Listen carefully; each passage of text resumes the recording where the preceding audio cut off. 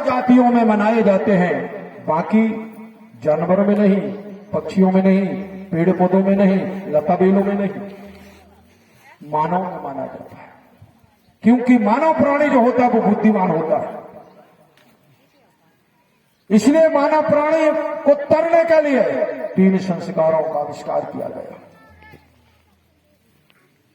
और ये तीनों संस्कार जो हैं अलग अलग पद्धति से माना जाता है।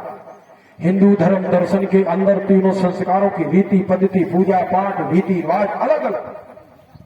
इस्लाम धर्म दर्शन के अंदर तीनों संस्कारों के बारे में अलग अलग, क्रिश्चियन धर्म के बारे में अलग, जैन बौद्ध सिख धर्म के अंदर तीनों संस्कारों के बारे में अलग अलग। देख लो आप, अभी भी देख लीजिए आप लोग जन्म संस्कार के बारे में। हर धर्म दर्शन के अंदर अलग अलग संस्कार होते हैं। इसी संस्कार के बारे में हम और आप लोग जो गौड़ी धर्म के मानने वाले लोग हैं, आप लोग भी नजर डाल लो एक बार कि वास्तव में जन्म संस्कार हमारे यहां भी होता है। हम भी बच्चा बच्ची को पैदा करते हैं, लेकिन जब जन्म संस्कार की बात आती है तो बच्चा पैदा हम करते हैं और पंडित जी बच्चा का नाम रखाता है। ताली बजाना पड़ता है। लोग अरे बच्चा का पैदा तुम करो और बच्चे का नाम तीसरे नंबर का आदमी रखेगा। तुम्हारे में वो ताकत नहीं कि अपने बच्चे का नाम आप रखा सको, पर नहीं, ये व्यवस्था हर धर्म के अंदर है। आप लोग भी अपने बच्चे का जन्म देते हो, आपका भी फर्ज बनता है कि अपने बच्चे का नाम आपको स्वयं रखना। ताली होना चाहिए भैया, ताली होना चाहिए। कभी मुस्लिम भाई पंडित जी के पास कभी नहीं जाता है, बच्चा पैदा करता है तो उसका नाम भी रखाने की ताकत रखता है। लेकिन तुम जैसे लोग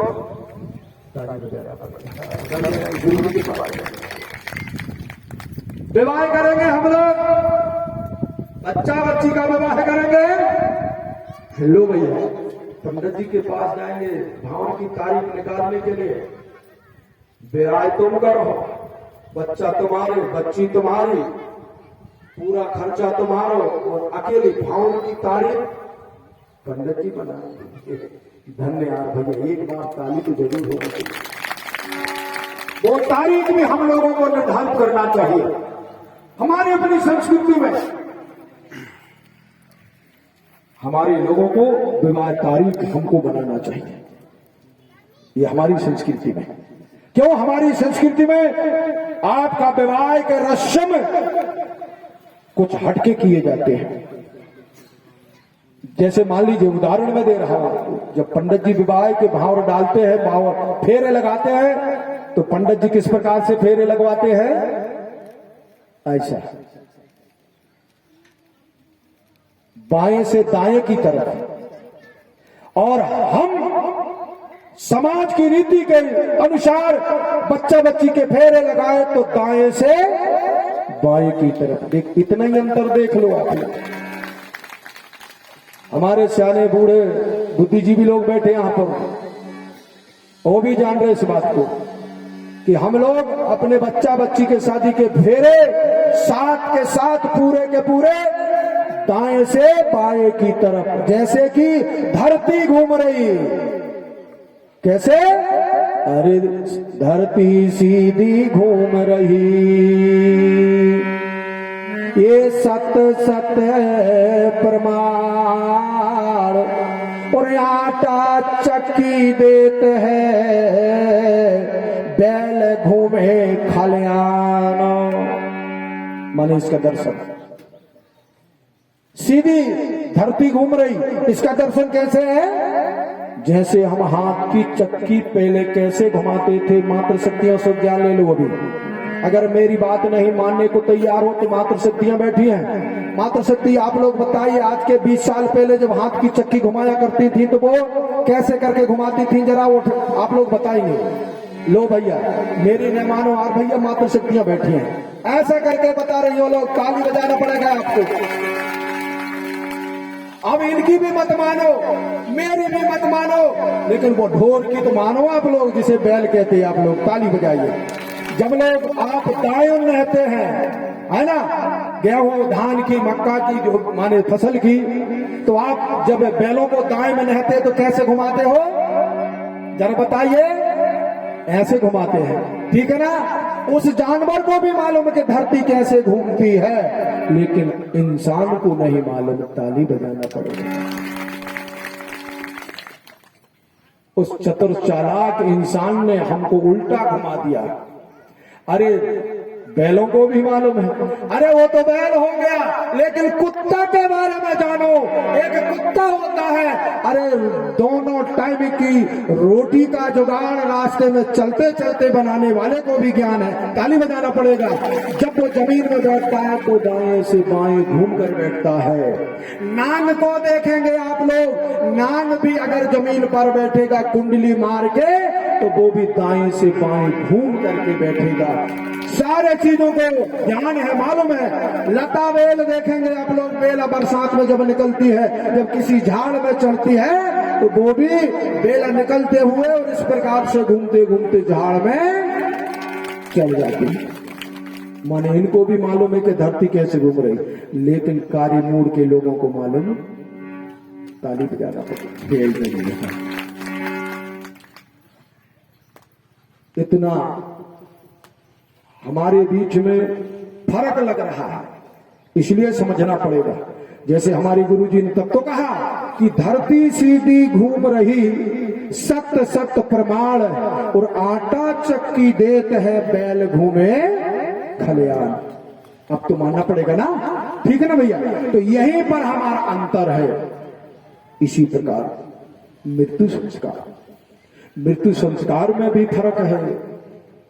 हमारे में फर्क, हिंदुओं में फर्क, मुसलमानों में फर्क, बहुत फर्क है, अंतर है। लेकिन सिर्फ आदिवासी गौड़ समाज के लोग जो है, किसी की नकल के पीछे दौड़ लगाने लगे। नकल देखा देखी में पड़ गई।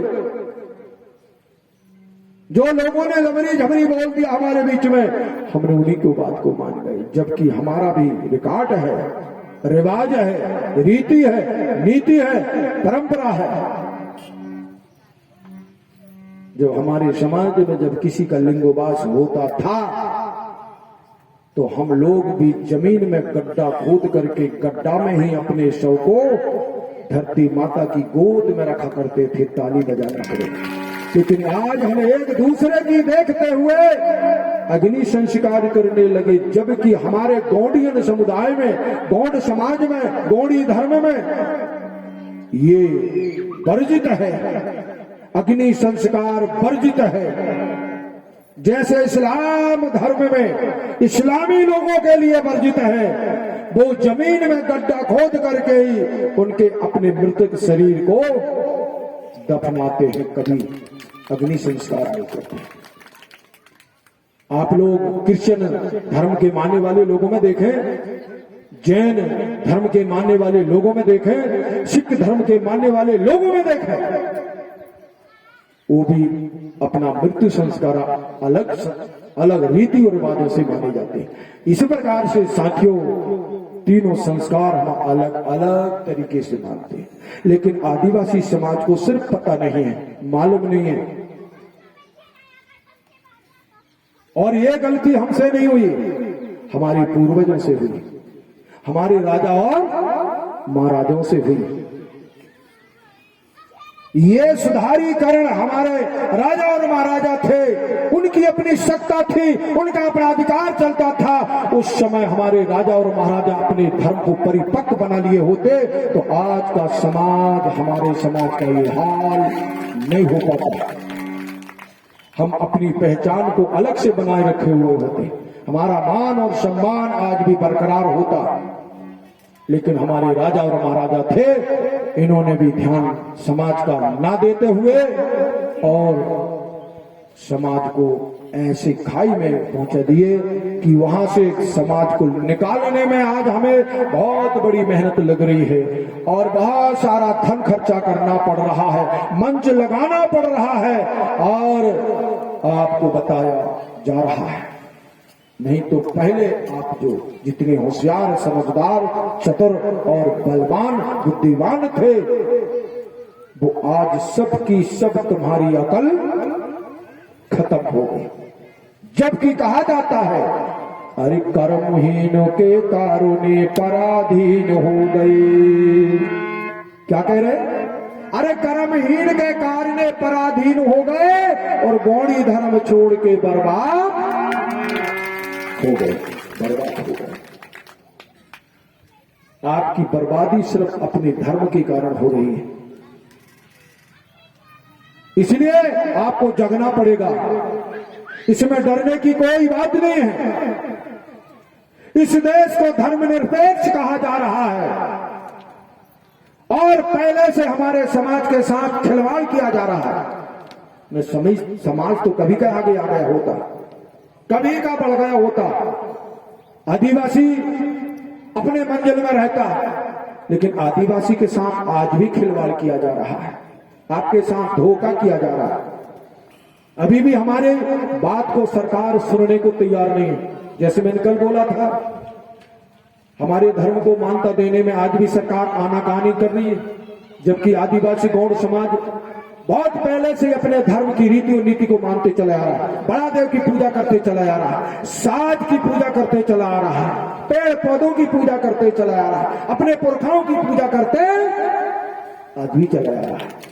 लेकिन सरकार भी तुम्हारी आवाज को सुनने को तैयार नहीं। गौड़ी भाषा सारी भाषाओं की जननी कहलाती है। आपकी भाषा जिसे गौड़ी भाषा कहते हैं, गौड़ी भाषा सारी भाषाओं की जननी है। ऐसा ही आप गौड़ी धर्म सारे धर्मों का बाप कहलाता है। ताली बजाना पड़ेगा। गौड़ी धर्म सारे धर्मों का बाप है, बाप। लेकिन बाप और महतारी की आज के जमाने में कोई कीमत नहीं है। इसलिए आपको जगना पड़ेगा, संभालना पड़ेगा, सजना पड़ेगा, सजाना पड़ेगा। साथियों, इसी कड़ी में आपको बताना चाह रहा हूं कि जिस शंभू के बारे में हम आज जानना चाहते हैं,